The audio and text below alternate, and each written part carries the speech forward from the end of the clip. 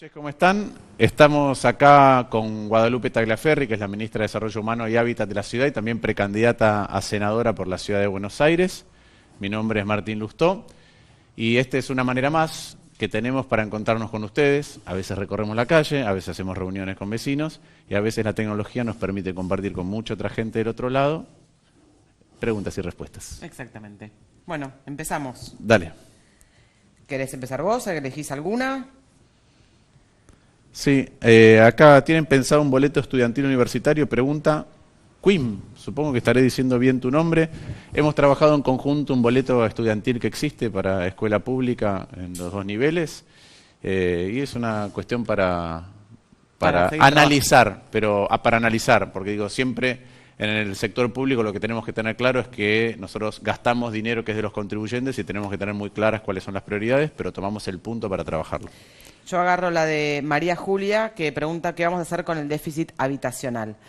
Estos 4 años trabajamos a través del Instituto de la Vivienda en construir viviendas, tanto para hacer a través del IBC, viviendas sociales, viviendas de mixtura social, como llamamos nosotros, que es, por ejemplo, en el barrio Fraga, cuando vas por Triunvirato, que abrimos, es algunas viviendas para la gente de la villa, pagándola con un crédito accesible, pero también saliendo a vender en el mercado. En lo que van de estos 4 años vamos a haber terminado de construir 10.000 viviendas, en su mayoría recontra accesibles, para la Ciudad de Buenos Aires. Eso es un desafío permanente de todas las grandes ciudades. Muchas de estas las hemos hecho además con Procrear, que es del Gobierno Nacional. Y otra cosa que hacemos es poder facilitar y garantizar algo que pasa en la ciudad, que es que para vos poder alquilar es uno de los pocos países del mundo que tenés que, además, ser dueño de una propiedad. Entonces hemos generado mecanismos para poder alquilar con garantía BA, con alquilar se puede, con créditos del Banco Ciudad en términos de mi primera casa, con un montón de herramientas que permiten acceder a lo que es el sueño de la casa propia, entendiendo además que los sectores jóvenes y de zona sur de la ciudad son hoy los prioritarios. Pregunta Natel. Nos hace a mí me gusta esta, porque es como que nos toma examen. Dice, reforma laboral, desarrolle. Sí. Natel, mira, en general sobre los costos laborales se suele hablar mucho cuando el tipo de cambio deja de ser competitivo, porque vos tenés que exportar o competir con algo que ingresa, con una importación, y cualquier costo en exceso del de otro país empieza a sentirse cuando el tipo de cambio no es competitivo. Dicho esto, hay un montón de convenios laborales que tienen más de 50 años. Hay posiciones en esos convenios laborales que ya no existen. Lo que tenemos que hacer es modernizar los convenios colectivos. Y una de las cuestiones para hacerlo, para mí, en mi opinión, es Argentina tiene que encontrar, porque necesita exportar más, 10, 12, 15 sectores que tienen alto potencial exportador. Puede ser la exportación de servicios, que es el tercer complejo exportador de la Argentina. Puede ser el turismo.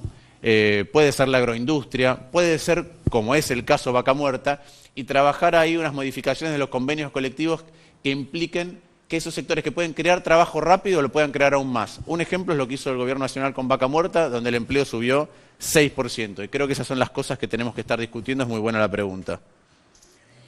Javier pregunta, ¿qué ciudades del mundo tienen que tener Buenos Aires como faro?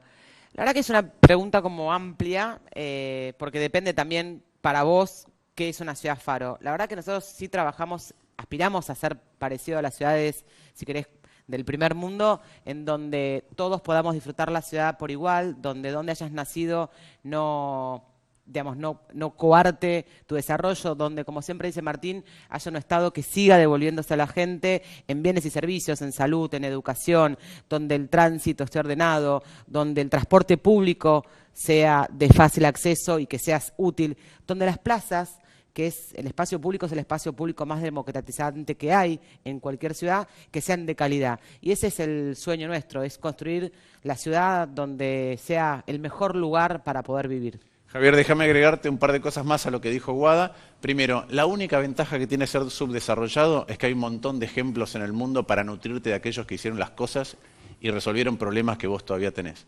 Entonces yo no diría que hay una ciudad como faro, depende que estemos viendo, si estamos viendo cultura o urbanismo o espacio verde o ambientalismo, cada ciudad tiene algo. Tenemos que también inspirarnos en las grandes urbes que tienen problemas de la magnitud de la Argentina también, de la ciudad de Buenos Aires. Londres, por ejemplo, ha hecho una expansión muy interesante del otro lado del río y de una manera muy ordenada. y eso es algo que también es un desafío para Argentina. Copenhague es una ciudad que tiene una escala donde se puede vivir. Hay ciudades en Brasil donde podés tener ejemplos de cómo se trabaja la parte de medio ambiente. Hay Uruguay, Montevideo, acá cerquita, tuvo una muy buena acción en términos de cultura, muy buen desarrollo. Entonces, hay un montón de cosas que podemos tomar de cada una. Siempre, como decía Guada, el foco es hacer una ciudad que sea moderna y de iguales, en donde ni seamos iguales en el subdesarrollo, ni sea moderna para pocos. Luis me pregunta a mí, ¿qué van a hacer con los jóvenes que no tienen trabajo? Y este es un gran desafío que seguramente lo puede ampliar mucho más también Martín. La verdad que nosotros lo que hacemos en la ciudad y que nos parece que es el desafío es poder brindarle a todos los jóvenes, a toda la sociedad, pero fundamentalmente a los jóvenes, herramientas que permitan estar capacitados, estar conectados, tener también empleos y formación en los que son los nuevos y los futuros empleos que tienen que ver con la ciencia, con la tecnología, con la ecología, poder brindar herramientas a los emprendedores. Vos fíjate que nosotros tenemos la feria, digamos, el espacio de Potenciate o el Expo Empleo Joven, donde han pasado en un caso más de 28.000 jóvenes y en la Expo Empleo Joven más de 10.000 chicos en estos 3 años han conseguido empleo. Nosotros creemos que el Estado tiene que facilitar a los chicos, a los jóvenes, las herramientas y facilitar la conexión con el mercado privado para que esta sinergia entre un crecimiento de la economía y un mercado privado versus la formación de los jóvenes acompañada por el Estado den un círculo virtuoso. Y este es como el gran desafío. A eso le agregás herramientas, educación de calidad, y lo voy a entroncar después con otra pregunta, y oportunidades. Antes se pensaba que las ciudades eran un espacio chiquito, donde vos podías proveer bienes y servicios públicos muy fácil, ¿no? No es lo mismo tener que brindar agua a una población que está muy extendida en el espacio que a un lugar donde hay solamente edificios. Es más sencillo. Ahora, en realidad, las ciudades se entienden como redes neuronales. Es decir, cada uno de nosotros es una neurona. Lo importante para el desarrollo, la innovación y que surjan cosas más interesantes y crecimiento de oportunidades de empleo es cuánto nos vinculamos. Y en eso están compitiendo una ciudad con otra. Este es el siglo de las ciudades. Y lo importante para lograr eso es que podamos salir a la vida con el otro, que podamos salir al espacio público. Por eso mejorar la seguridad es fundamental, mejorar los lugares por donde circulamos, el tránsito es importante, los lugares por donde tenemos esparcimiento es importante, la salud y la educación pública son importantes, el crecimiento de las ciudades viene por ahí, educación más esa concepción va a generar en la ciudad mucho más empleo joven, que no es solamente un problema de la ciudad de Buenos Aires. El empleo joven es un problema en todo el mundo. En general, el desempleo juvenil suele ser el doble aproximadamente en todos los países de lo que es el desempleo general. Te voy a hacer una para que te explayes de Marcela. ¿Qué hacemos para dejar de tener crisis permanentes? Marcela, las crisis vienen producto de acumular lo que los economistas llamamos inconsistencias. En general, en la Argentina vienen por 2 motivos. Uno es, el Estado gasta mucho más de lo que tiene, y hay un momento que se queda sin dinero y no sabe qué hacer. Cuando no sabe qué hacer, si pidió mucho prestado antes, deja de pagar, si empezó a emitir, genera inflación. Y la otra fuente de crisis de la Argentina es cuando Argentina no puede exportar lo suficiente. Pensá que cada vez que un país crece, consume más y produce más. Pero tanto tu consumo, directa o indirectamente, como la producción, tienen importaciones. Tienen insumos que vienen de afuera. Vos los tenés que pagar en dólares. Para poder pagar eso en dólares y seguir creciendo, lo que tenés que hacer es exportar. Argentina exporta muy, pero muy poquito. Exporta casi 1/3 de lo que exporta, el 40% de lo que exporta Chile, entre 7 y 10 veces de lo que exportan Canadá y Australia por habitante, más o menos lo mismo que exporta Paraguay. Nosotros tenemos que crear un Estado mucho más ágil, que te cueste menos y que te permita competir más fácil y pelear con todas aquellas mafias que se apropian del Estado y al mismo tiempo, como decía antes, apostar a algunos sectores que pueden generar exportaciones rápido y entonces dejar de tener tanto la restricción fiscal, administrar mejor el Estado, y el Gobierno Nacional bajó el déficit casi un 45% desde que asumió, nación y provincias, y por otro lado, hacer todas aquellas cosas que te permiten exportar. El presidente lo hizo con diplomacia presidencial, pero también dando peleas en términos de logística, en los puertos, con las rutas, con el transporte. De mucho de lo que se produce en Argentina es a granel y hay que transportarlo a distancias largas. Lo mejor es el tren, pero hay algunos que quieren que sea el camión y además quieren cobrar mucho por eso. Entonces, esas son las cuestiones que hay que seguir peleando. Si querés, voy a juntar como 2 preguntas. Fabián dice que sí es viable que se atiendan en los hospitales de la ciudad la gente de todo el país. Y lo voy a enganchar, y después me va a acompañar solamente Martín, con Marcela, que cuál es la propuesta para mejorar la salud en los hospitales. La ciudad de Buenos Aires tiene capacidad, tiene 34 hospitales, cerca de 50 CESAC, tiene centros barriales, tiene los CEMAR, tiene una salud que hay que seguir mejorando, pero tiene capacidad de atender. De hecho, atendemos a muchos de todo lo que es el conurbano, pero entendemos que eso lo que puede hacer es demorar la atención. Entonces, hay como dos niveles para poder mejorar esa salud pública, que es lo que venimos haciendo estos 3 años y medio, que todavía es un trabajo permanente y continuo, y que todo lo que Martín con su equipo están aportando a ver cómo podemos seguir haciendo mejor la salud pública es de mucha riqueza, de mucha apertura, y como decimos siempre, con más cabezas tenemos más músculo para pensar mejores soluciones, es apostar a la atención primaria. El 70% de lo que se atiende en salud en los hospitales son atenciones primarias, digo, son la gripe, una infección, cosas que se pueden resolver cerca de tu casa. Para eso estamos por cumplir el compromiso de tener un CESAC, un centro de salud, a menos de 15 minutos de cualquier casa en un transporte público, y poder desagotar un montón de lo que se atiende en los hospitales y dejar los hospitales para cuestiones agudas, graves, operaciones, estudios complejas. Y en función de eso poder tener también menos tiempo de espera en los turnos ahí. Además hemos implementado poder hacer la historia clínica electrónica. Tenemos 1,5 millones de pacientes que están con la historia clínica electrónica o la historia clínica digital, y esto facilita mucho la atención, el seguimiento, el acompañamiento, y tenemos, Martín, corregime, ayúdame con la cantidad de turnos, creo que el 67% de los turnos que hoy se dan en la atención en el SAC son por turnos. Es por turnos. Nuestro objetivo es llegar al 80% y dejar sí un 20% para atención espontánea. A mí me gusta mucho la pregunta porque es una de las discusiones que tuvimos en la campaña del 2015, donde este mismo diagnóstico que estaba diciendo Guada, que es tenemos que desagotar los hospitales porque hoy podés resolver un montón de otras cosas en un sistema que está más cerca de tu casa que lo son los centros de atención primarias. Pero para eso había que mejorarlos mucho. Y la verdad que se mejoraron un montón, sobre todo en la zona sur, y se agregaron los CEMAR, que pueden inclusive dar un grado más de complejidad que lo que tienen los centros de atención primaria. Pero no es solo eso. Todas las ciudades del mundo, sobre todo si tienen buen sistema de salud, atienden a la periferia. Y cuando son casos muy complejos, se trasladan en avión de otros lugares. Esto pasa en todas las grandes urbes. Ahora, esta lógica de que hay que desagotar los hospitales vale para todo el país. Y una de las cosas interesantes y muy positivas que tuvo el gobierno de la provincia de Buenos Aires en conjunto con el gobierno de la ciudad de Buenos Aires es trabajar que existan centros de atención primaria en aquellos municipios que están alrededor de la ciudad de Buenos Aires, para que el bonaerense en cualquiera de los municipios de alrededor que dice me voy a tratar a la ciudad de Buenos Aires en un hospital, sepa que se puede tratar en el 70% de los casos y resolver su problema en algo más cerca de su casa. De hecho, la provincia, en conjunto con esta tarea de la Ciudad de Buenos Aires, crearon 250 centros de atención primaria en la provincia de Buenos Aires, financiados en los municipios, principalmente infraestructura y médicos, por el gobierno de la provincia de Buenos Aires. Entonces, lo que tenemos que pensar es el sistema de salud de la Ciudad de Buenos Aires como integrado al ámbito metropolitano y trabajar en conjunto con la provincia de Buenos Aires. Venía eligiendo yo preguntas, así que podés elegir vos alguna. Es imposible estacionar en la ciudad, Martín. ¿Qué se puede hacer? Sí, mirá, primero, es un problema en toda la ciudad del mundo. El crecimiento en general implica mayor consumo es más autos. ¿Cuántos más autos? Pensalo así. Un mal año en la Argentina,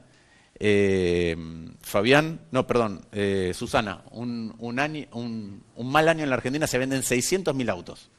600.000 autos, un auto mide 4 metros, son 2.400.000 metros, son 2.400 kilómetros de auto para golpe con paragolpe. La ciudad de Buenos Aires tiene 200 kilómetros cuadrados, tiene 12.500 manzanas. No va a tener más ni va a tener menos. Hay que acomodar la parte que le corresponde al conurbano y a la ciudad de Buenos Aires de esos autos que transitan. Entonces, todas las cosas que se pueden hacer para ordenar el tránsito, para ordenar el estacionamiento, son restrictivas. La primera es mejorar el transporte público. Muchas veces para mejorar el transporte público restringís la circulación privada. No para que el que tenga un auto lo deje de usar, pero sí para que no se acumulen más autos transitando por la ciudad. Y después a veces es no circular por el microcentro, a veces es estacionamientos, pero sobre todo mejorar la red de transporte público. Lo que sí tenemos que tener en cuenta en esto son todas cosas que en algún momento molestan, porque hay que pagar, porque hay que entrar, porque no se puede. Y que no hay nada que lo resuelva definitivamente. Le está pasando a todas las grandes urbes del mundo. Te diría yo que he vivido en distintos lugares, todavía, aunque te parezca raro, tenemos un tránsito bastante aceptable que hay que ordenar y que hay que mejorar. Agarro, antes de venir estaba viendo algunas preguntas que habían entrado por la semana y había un par sobre gente en situación de calle. Y me parece que es importante aprovechar y decirle que desde el gobierno, desde el ministerio que está a mi cargo, trabajamos todos los días, las 24 horas, acompañando y asistiendo a estas personas que están en situación de calle. Es muy importante la colaboración de ustedes cuando nos llaman al 108, que es la línea de teléfono, para que puedan ir los profesionales, los trabajadores sociales. ¿Y qué hacemos? Hablamos. Intentamos convencer a esa persona de que hay una posibilidad distinta a estar en la calle, que el Estado tiene más de 27 lugares, hogares, paradores, para familias, para mujeres con sus hijos, para hombres, desde donde ahí podemos empezar. Primero con lo más básico, una cama caliente, la ducha, una comida, y al otro día poder empezar a trabajar con ellos en lo que ellos tengan ganas de hacer, desde documentación, salud, cursos de capacitación, cambiarse la ropa, empleabilidad. Y si no lo logramos un día, volvemos a ir y volvemos a ir. La situación de calle es un tema complejo, la ciudad no es ajena a la realidad del país, pero seguimos trabajando y lo hacemos todos los días porque sabemos que existe la posibilidad de ingresar al Estado y en función de eso, conjuntamente con el Estado y con las organizaciones de la sociedad civil, Iglesia, Cáritas, que trabajan mancomunadamente con nosotros todo el año, revertir esta situación de cada una de las personas que está en situación de calle. Así que siempre que vean a alguien, en cualquier época del año, llamen al 108. Un tocayo, Martín, me pregunta si es posible o factible eliminar el dinero físico. Cada vez el dinero físico en las sociedades desarrolladas tiende a circular menos. ¿Sí? Tiende a ser todo electrónico, inclusive ahora tenemos monedas que no son de curso legal, las criptomonedas, entonces cada vez vamos más hacia eso, cada vez más tenés más aplicaciones o inclusive poder pagar tan solo apoyando tu celular en un lugar. Esto es lo que está pasando en muchos países. Las sociedades y las economías que tienen una porción significativa todavía de informalidad, y en la Argentina más o menos el 35% de la economía es informal, tiene una dificultad adicional para ir eliminando el físico, que es lo que se usa en la informalidad. A ver, Julián, ¿qué medidas tomarías para tener un Estado más ágil? La verdad que yo te puedo contar la experiencia de la ciudad y seguramente Martín, dentro de la batería de propuestas y cosas que analizaron y que están trayendo en este espacio que estamos ahora construyendo juntos, tiene nuevas ideas. Nosotros creemos en que lo que tenemos que tener es un Estado que además sea de ágil, sea accesible. Que para hacer un trámite no tengas que viajar, venir al centro, hacer 28.000 trámites, pedirte información que muchas veces tenemos nosotros. Hoy podés pedir, por ejemplo, una partida de nacimiento en forma online y pasarla a retirar en el centro de atención comunal que más cerca te quede. Antes en educación pedíamos las partidas de nacimiento y hoy Educación las pide a través directamente de información interna del gobierno. Me parece que todo lo que tiene que ver con la información accesible, la información cercana, menos trámites burocráticos en cosas que el Estado ya sabe que hace que no tengan que volver a pedirte, hacen de esto un Estado más ágil. Y obviamente la desburocratización, la despapelización y leyes y normativas que hagan que el Estado le pueda resolver la vida a la gente y no complicándosela con burocracia y burocracia y burocracia. Datos, datos, datos, datos, digitalización. Porque podés controlar, pensá en cómo haces más eficiente el tránsito cuando te subís al auto. Pones Waze. Bueno, el Estado funciona igual. Si podés recolectar datos, primero podés comparar qué se está haciendo bien y qué se está haciendo mal. La historia clínica digital no es solamente importante para poder tener un seguimiento tuyo, es para ver si en un lugar están, por ejemplo, tienen la misma patología, gastroenteritis, pero usan mucho más eficientemente el recurso. No eficientemente, sí, usan más rápido. Comparás dos que tienen la misma patología, la misma cantidad de casos de gastroenteritis y uno da 10 veces más omeprazol que el otro. ¿Qué está pasando? Entonces, la digitalización y los datos es lo que permite ser más eficiente. Tenemos que recabar muchos más datos y usarlos bien y compararlos para ver qué es lo que hacen otras ciudades y otros países del mundo que se administran mejor. ¿Elegí una? Sí. ¿Carlos o Carolina? Hacé la pregunta de Carolina y yo la contesto. Carolina pregunta, ¿qué diferencia tenés con el PRO y con Horacio Rodríguez Larreta? Primero, déjame decir lo siguiente, somos espacios todos que creemos en valores muy importantes, en la transparencia, en la decencia, en la república y en el calibre de las discusiones y cómo las tenemos que tener. De hecho, tanto en 2015 como en el 2007, la intención de nuestro espacio, que antes tenía la coalición cívica, el radicalismo, a confianza pública, era tener una primaria con el PRO. Entonces, nos une eso. ¿Qué diferencias tenemos? Tenemos diferencias en enfoque y en algunas prioridades que vienen de las experiencias personales. Horacio y yo hemos estudiado carreras afines. Horacio estudió administración, si no me equivoco, o estudió economía, pero se dedicó a la administración, y yo me dediqué mucho más a la macroeconomía. Horacio se enfoca en la gestión, si bien los dos hemos tenido experiencias en grandes lugares. Mi enfoque es la macro, y la macro siempre la miro de manera estructural. Entonces, a mí me parece que al Estado argentino, producto de la pregunta que no me acuerdo quién me hacía de las crisis, siempre le falta plata. Entonces hay que tener mucho cuidado. Y yo hubiera empezado, no si uno mira estos años, si uno mira los 12 completos, quizá nuestra gestión hubiera empezado por otros lugares, ¿sí?